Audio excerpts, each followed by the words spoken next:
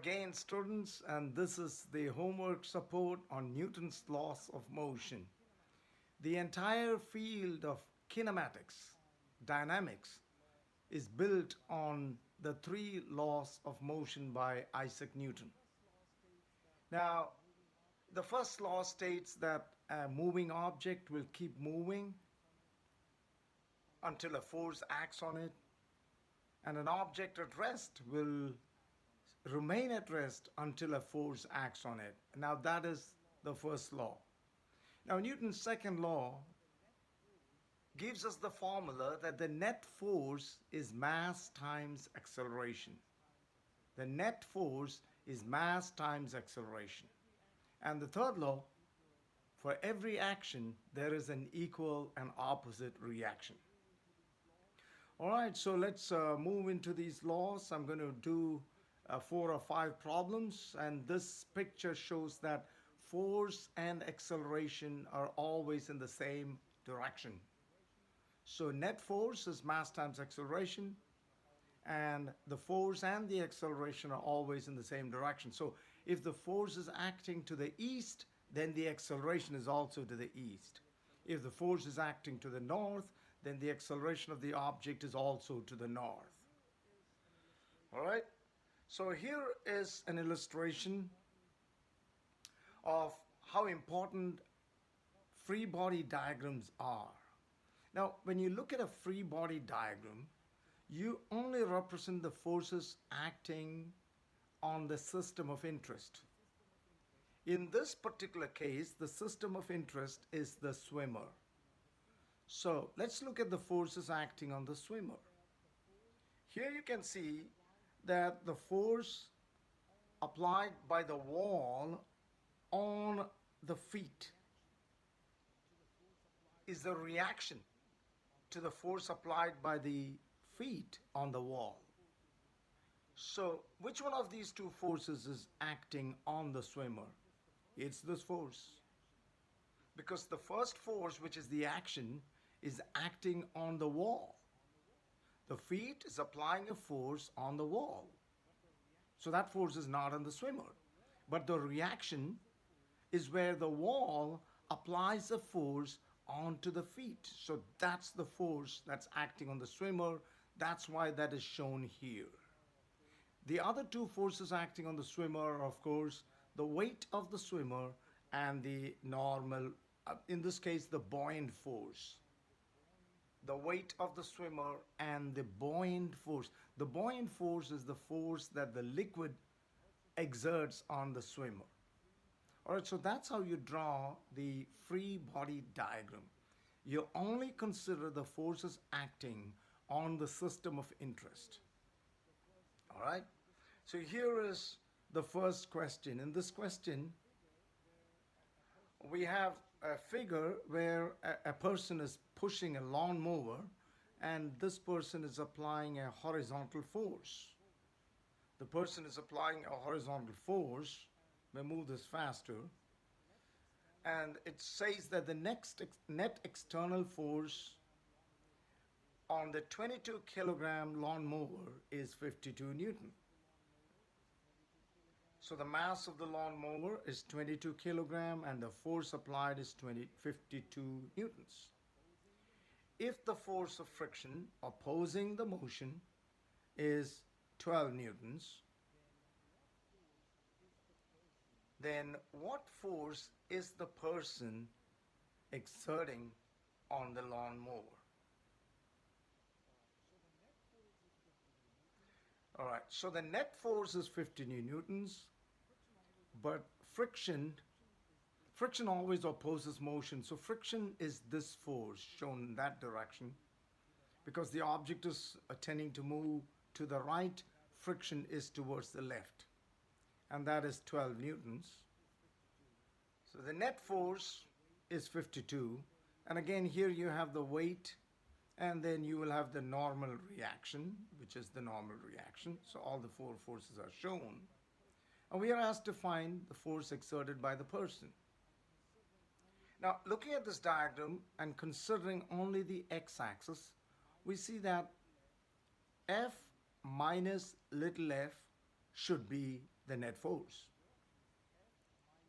Because they are in opposite directions, F minus little f should be the net force, which is given as 52.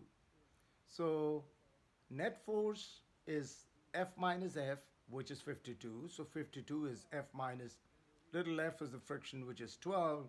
When you rearrange that, you get the applied force by the person to be 64 newtons. Simple enough. Because he's applying 64 newtons, friction is 12 newtons, that's why the net force becomes 52 newtons. All right? And there is a second part to this question. And in this part, it says, suppose the mower is moving with a velocity of 1.5 meter per second, and if the force is removed, so suddenly the person stops applying the force when the lawnmower is moving at 1.5 meter per second, how far will it go before it stops? So this is a kinematics problem. So now when the person removes the force applied, the only force on the mower is friction, which is, we know, 12 newtons. And according to Newton's second law, net force is mass times acceleration. Now the net force is the force of friction, which is 12 newtons. So 12 is equal to the mass of the mower was given as 22. And so you get the acceleration. Once we get the acceleration, we know that the initial velocity is 1.5 meter per second. Final velocity is 0 because it stops. Acceleration we just found out, and we got to find the displacement.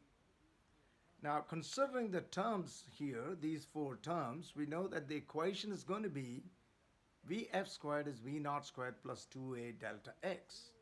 Substituting that, you get 0 is equal to 1.5 squared plus 2 times, plug in all those numbers. 1.5 squared is 2.25. 2 times 0.55 is 1.10. Rearrange and calculate. You get the displacement or the distance moved as 2.05 meter. Here is the second question, and in this question, a tightrope walker is in the middle of the rope and standing there. And so there is a tension on both sides of the rope, or there's a tension in the rope. And then the weight of the person is acting vertically down. So we have those three forces. And if the angle is given here, we could calculate the tension in the rope. So that's the problem. So calculate the tension in the rope if the angle is given. And this is a symmetric arrangement, which means the angles on both sides are equal. And the mass of the person has to be given. So here in this question, it's 70 kilograms. And the person is motionless right in the middle of the rope.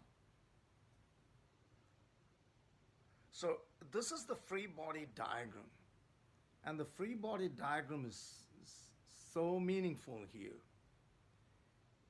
Now, there is the tension T on one side, the tension T on the other side. They are equal because this is a symmetric arrangement.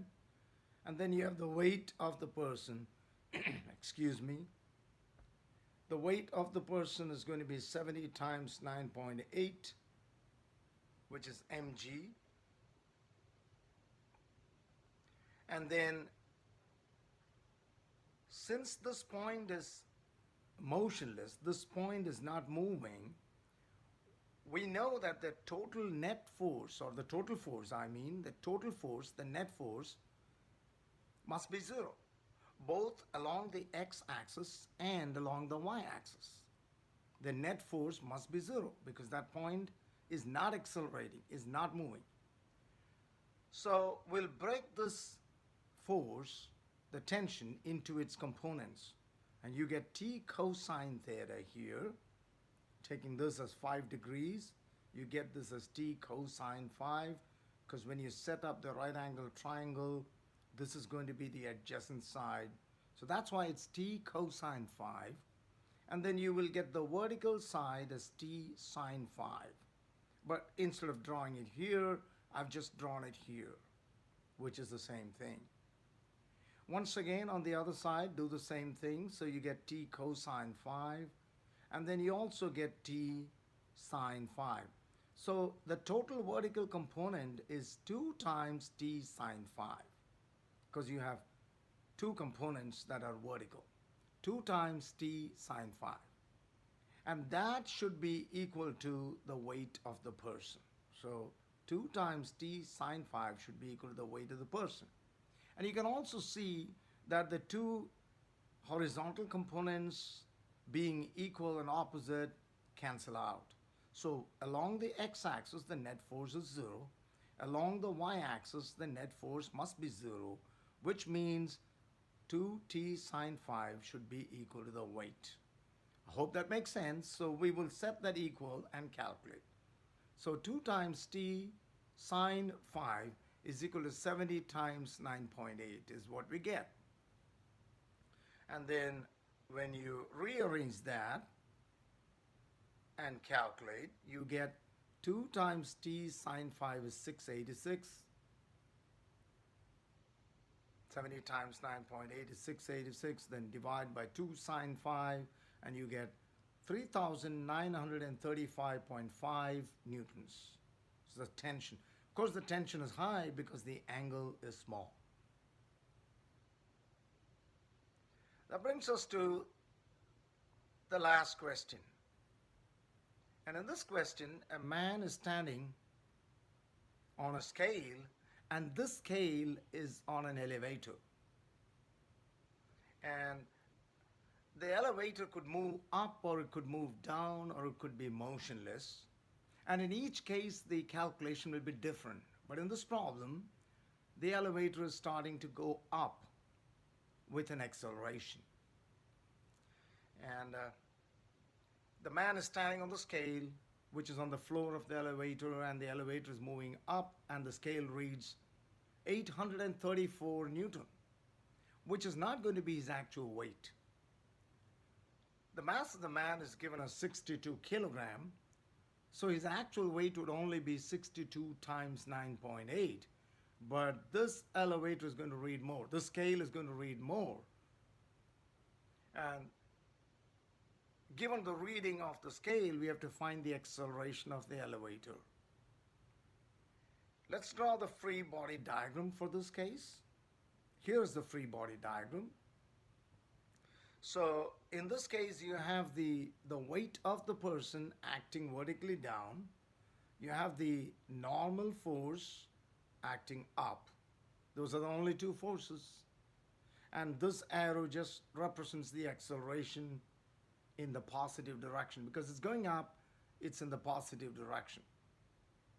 So the net force in this case is just the difference between these two. And that should be equal to, by Newton's second law, the net force should be equal to mass times acceleration, correct? So the net force in this case is mass times acceleration, and the net force is n minus mg. Why n minus mg? Because n is positive. N is positive and mg is negative. So n minus mg is equal to m times a, positive a, because the elevator is moving up. If it was going down, that's where it would become negative.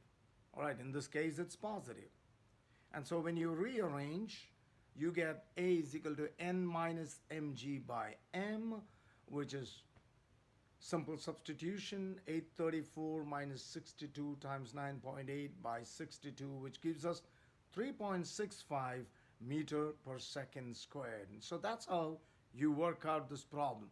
I sincerely hope these three problems will help you to work out the homework problems on WebAssign.